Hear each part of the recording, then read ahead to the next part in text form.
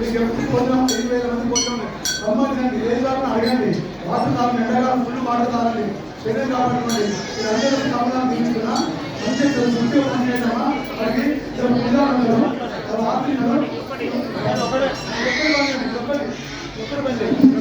పూజారులు ఆస్తి పట్లపోయి తీసుకుని